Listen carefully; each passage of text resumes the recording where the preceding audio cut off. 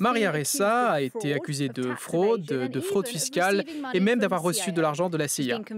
Elle a été condamnée pour diffamation et pourrait passer des années en prison. Mais c'est également la lauréate du prix Nobel de la paix de cette année pour ce que le comité Nobel a appelé sa lutte courageuse pour la liberté d'expression aux Philippines. Là-bas, elle a été l'épine dans le pied du président Rodrigo Duterte et avec son site Rappler, elle a mis à nu la corruption du gouvernement et a jeté un coup de projecteur sur la guerre brutale du pays contre les trafiquants de drogue, tout en faisant face à une campagne visant à la faire taire et à faire taire Rappler. Et je suis très heureuse de vous annoncer qu'elle nous rejoint en duplex depuis Manille. Maria Ressa, c'est un grand plaisir que de vous recevoir sur France 24. Merci de nous consacrer du temps et félicitations. Merci beaucoup et merci de m'avoir invité. Alors, ça fait quasiment une semaine que vous avez reçu cet appel qui vous annonçait que vous étiez la lauréate du prix Nobel de la paix cette semaine. Est-ce que vous pouvez nous dire un petit peu comment était la semaine qui vient de s'écouler? Est-ce que vous commencez à réaliser ce qui s'est passé? Non, j'y crois toujours pas. Je suis assez éberluée, mais le fait d'avoir parlé avec des journalistes dans le monde entier, c'est une expérience absolument fabuleuse. Nous avons traversé 5 années qui ont été réellement difficiles depuis 2016, mais ce matin, moi, je parlais à un rédacteur en chef du Venezuela. Et le Venezuela est encore moins bien classé que les Philippines dans l'index de la liberté de la presse dans le monde. Et j'ai parlé à des collègues en Inde, en Indonésie, et ce dont je me suis rendu compte, c'est que lorsque le comité Nobel a choisi des journalistes pour leur attribuer le prix Nobel, c'était en fait un prix collectif, un prix pour l'ensemble des journalistes du monde. Tout à l'heure, vous avez dit, est-ce que c'est plus dangereux? En fait, oui, bien sûr, c'est plus dangereux, ça demande plus de sacrifices de faire ce que les journalistes ont toujours fait. J'imagine que vous avez été submergé de félicitations du monde entier ces 6 derniers jours, mais peut-être que vous ne vous attendiez pas à ce que le président de votre propre pays, Rodrigo Duterte, vous félicite. Il a mené une sorte de vendetta personnelle contre vous et votre organisation Rappler. Mais par son porte-parole, il a déclaré que c'était une victoire pour les Philippines. Comment est-ce que vous êtes senti quand vous l'avez entendu dire ça? Ce matin, l'un de nos présentateurs du site m'a demandé ce que j'en pensais et moi j'ai trouvé que c'était professionnel, surtout par rapport à Dimitri et au président Poutine. Mais c'est un petit peu à double tranchant parce que d'abord il m'a félicité et ensuite il a parlé des poursuites judiciaires. Mais moi, ce que je dis, comme mes avocats, c'est que tout de même, il y a pas mal d'arguties juridiques. Par exemple, la diffamation. J'ai été condamnée avec un autre de mes collègues pour un crime que nous n'avions pas commis. Nous avons publié une histoire et en 2012, et le délai de prescription s'était déjà écoulé parce que le délai de prescription pour de tels délits, c'est 1 an. Mais bon, voilà. Mais je suis contente tout simplement. Et nous sommes très heureux pour vous. Félicitations à nouveau. Moi, ça m'intéresserait vraiment de savoir, à votre avis, cette victoire pourrait avoir quel type d'impact sur votre travail aux Philippines? Vous avez déjà évoqué les énormes défis auxquels vous êtes confrontés à titre personnel. Moi, je me demandais, à votre avis, quel type d'impact ce coup de projecteur sur vous va-t-il avoir? Est-ce que ça va faciliter peut-être le travail de votre équipe ou est-ce que vous pensez que ça pourrait intensifier la campagne en ligne qui clairement est orientée contre vous? Oui, mais ce n'est pas uniquement en ligne. Ça fait 35 ans que je travaille comme journaliste et ces 2 dernières années, le gouvernement a lancé 10 mandats d'arrêt contre moi. Je n'avais jamais connu ça. En 2018, lorsque Time Magazine m'a choisi pour figurer en couverture, eh bien, je ne savais pas exactement ce qui allait se passer. Et à partir du moment où le gouvernement a commencé à me poursuivre, les choses ont empiré. Moi, j'ai essayé de protéger notre site d'information. Le comité Nobel nous a attribué le prix de la paix et c'est vrai que c'était une poussée d'adrénaline pour moi, pour Rappler et pour l'ensemble des journalistes. D'autant plus que bientôt nous allons avoir au mois de mai des élections présidentielles majeures aux Philippines. Le dernier journaliste qui a reçu le prix Nobel pour la paix, eh bien, c'était dans les années 30. Il était en train de mourir dans un camp de concentration. Il est mort d'ailleurs des suites de torture. Et moi, ce que je me suis dit, c'est oui, bien sûr, c'est un moment de célébration. Les choses peuvent s'améliorer. Mais cela fait 5 ans que nous luttons et il se pourrait que les choses empirent et nous devons continuer notre travail. Alors, est-ce que vous êtes optimiste? Est-ce que vous pensez qu'on va avoir une césure une fois que Rodrigo Duterte sera parti? Vous avez parlé des élections qui auront lieu au printemps prochain. De par la Constitution, il n'a pas le droit de se présenter pour cette élection. Donc, est-ce que ça pourrait être le début de la fin de cette période de répression contre la liberté d'expression que vous avez vue? C'est un peu comme des termites qui mangent du bois. Le bois a l'air solide, mais quand on marche dessus, il craque, il s'effondre et on peut tomber et se blesser. Les Duterte sont présents à Davao depuis 1988 et ils ont profité des failles de la législation pour rester au pouvoir. Et ils ont employé des moyens pour se maintenir, mais nous allons devoir maintenant attendre le 15 novembre pour connaître les listes définitives des candidats pour la présidentielle et également pour la vice-présidence. Mais je crois que le problème, c'est qu'il va falloir mener une bataille pour établir les faits. Les médias sociaux américains, les compagnies américaines vont jouer un rôle de premier plan. Et il faut qu'ils mettent des garde-fous, il faut qu'ils gèrent les algorithmes utilisés. Et ensuite, sur le plan institutionnel, au cours des 6 premiers mois de la présidence Duterte, on a vu ce qui commençait à changer. Et en période normale, il y a 5 ans à peu près, nous n'aurions pas forcément eu de problème. Mais maintenant, nous allons devant les tribunaux et je crois qu'il y a un renouveau des institutions. Donc, vous faites allusion à ce qui s'est passé avec Facebook aux États-Unis ces dernières semaines, où il y a eu cette lanceuse d'alerte qui a accusé le groupe de mettre le profit avant la nécessité de freiner la désinformation.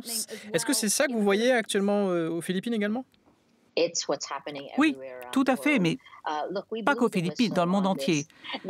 Nous avons alerté sur ce problème. En 2016, nous avons exigé une enquête contre Duterte et sa lutte brutale contre la drogue et nous continuons à demander une enquête parce qu'il n'y a pas eu de changement, il n'y a pas eu d'amélioration de la situation. Je pense que le problème que nous rencontrons maintenant, c'est un problème lié aux médias sociaux. Facebook est le premier diffuseur d'infos au monde et les médias sociaux sont gouvernés par des algorithmes. Et des études ont montré que les algorithmes diffusent des mensonges. Ils ne diffusent pas les faits. Or, les faits, c'est l'information. Et le problème, c'est qu'il y a des plateformes qui ont des biais contre les faits et contre les journalistes. Et quand on n'a pas de faits, on ne peut pas avoir la vérité. Quand on n'a pas la vérité, on ne peut pas avoir de faits.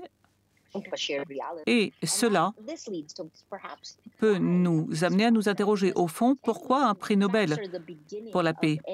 Car au début de chaque entreprise humaine, il doit y avoir des faits. Et commencer à vouloir gérer le changement climatique ou le coronavirus, ça va être impossible à faire. Donc il faut absolument avoir des garde-fous autour des technologies. Oui, il y a une bonne partie de tout ça qui semble avoir empiré sous l'ère Trump aux États-Unis. Mais bien entendu, Donald Trump a quitté ses fonctions et puis il est également persona non grata de fait sur les réseaux sociaux. On lui a coupé la langue. Donc je me demande si vous pensez si ça va continuer maintenant que Donald Trump n'est plus en fonction et peut-être quand Rodrigo Duterte ne sera plus non plus en fonction. Ou si vous pensez que le débat a été fondamentalement changé, même si ces dirigeants démagogues ne sont plus au pouvoir. C'est le monde qui a fondamentalement changé. Donald Trump, par exemple, il n'est peut-être plus sur Facebook, mais ça peut être temporaire. Et il a changé la teneur du discours public aux États-Unis et Duterte l'a fait aux Philippines. C'est un type de pouvoir, d'exercice du pouvoir qui passe très très bien sur les médias sociaux. Il crie, il manipule l'opinion. Il manipule les autres. Je ne pense pas que ce problème soit derrière nous.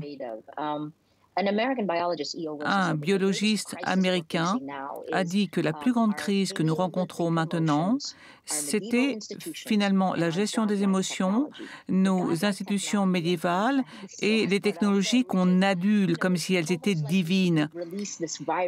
Et c'est un petit peu comme si on avait libéré un virus du mensonge dans un écosystème et que tout le monde se mettait à être infecté par le virus. Et les gens changent leur façon de voir le monde. Le 6 janvier, par exemple, c'est l'exemple type.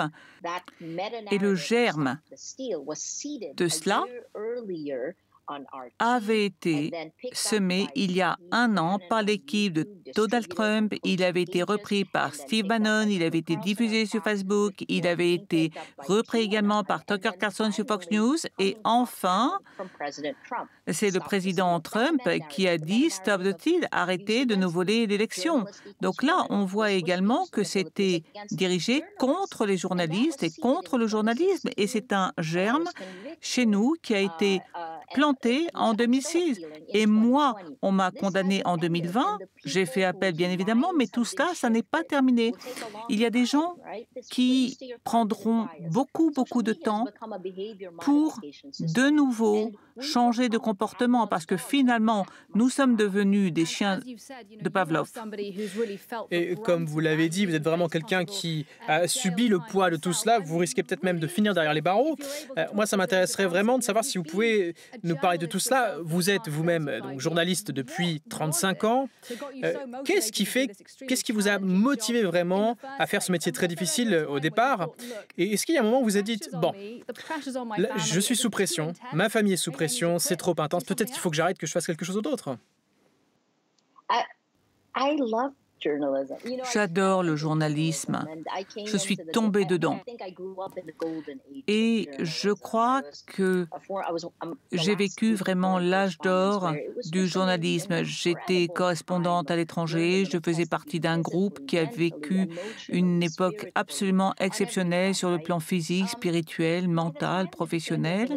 Et lorsque le gouvernement de Duterte a commencé à m'attaquer, moi et Rappler, c'est un site que nous avons créé en 2012, parce que ce que nous pensons, c'est que l'avenir du journalisme passe par la technologie.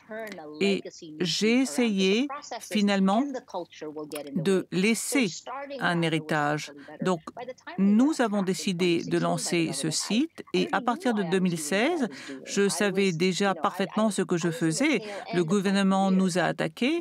Moi, je me suis dit, bon, je suis un peu en fin de carrière, mais quand on nous attaque, il faut se demander si on veut défendre ses valeurs ou pas. Et dès le départ, je me suis dit que ce que je devais faire, c'est demander au pouvoir de rendre des comptes et résister. On m'a arrêté.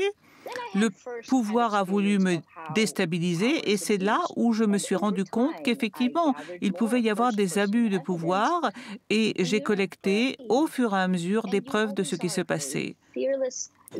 Mais les gens me disent, mais vous n'avez pas peur de ce qui se passe? Non, c'est pas parce que j'ai pas peur, mais j'essaie de gérer ma peur. Et c'est ça le véritable enjeu. Et pour les journalistes dans le monde entier, c'est ça qu'il faut faire. Et je crois que c'est effectivement la mission du journalisme.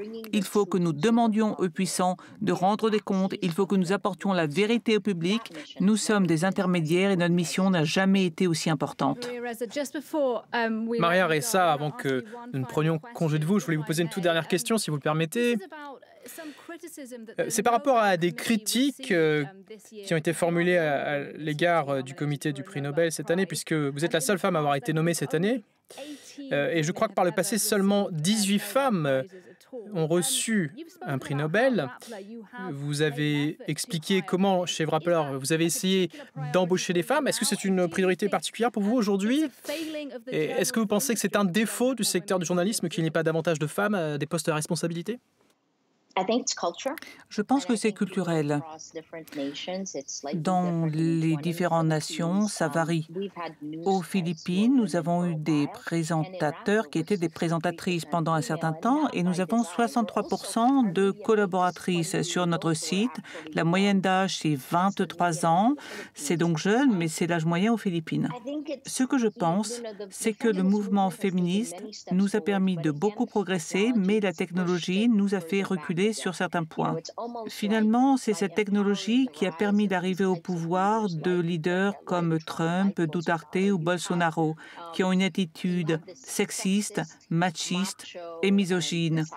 Et finalement, cela donne la possibilité à certains dans la société de se comporter de façon horrible. Si vous prenez les Philippines, on constate que les femmes journalistes sont 10 fois plus fréquemment attaquées que les hommes. Pour le Nobel, c'est difficile, on ne peut pas vraiment instaurer de quotas. Aux États-Unis, moi, je fais partie d'une minorité. Et je faisais partie d'un programme lorsque je faisais mes études. Du coup, on se demande si on a mérité ce qu'on a ou si on l'a obtenu uniquement parce qu'on fait partie d'une minorité. Et c'est une question qu'on se pose. En 1985, au sommet de Pékin sur les femmes, on a fixé des principes, on était très optimistes et je crois que nous avons fait des progrès, mais il y a encore énormément de choses à accomplir. Et tout d'abord, je pense qu'il faut encadrer la technologie pour que les femmes puissent récupérer l'espace. Je pense aux journalistes, aux femmes dans la politique qui ont quitté la scène. Faisons-les revenir et ensuite on fera changer la culture. Maria Ressa, c'était un immense plaisir que de vous recevoir aujourd'hui sur France 24. Nous n'avons plus le temps, mais merci infiniment de nous avoir consacré du temps aujourd'hui sur France 24. Maria Ressa, la lauréate du prix Nobel de la paix, sur cette émission.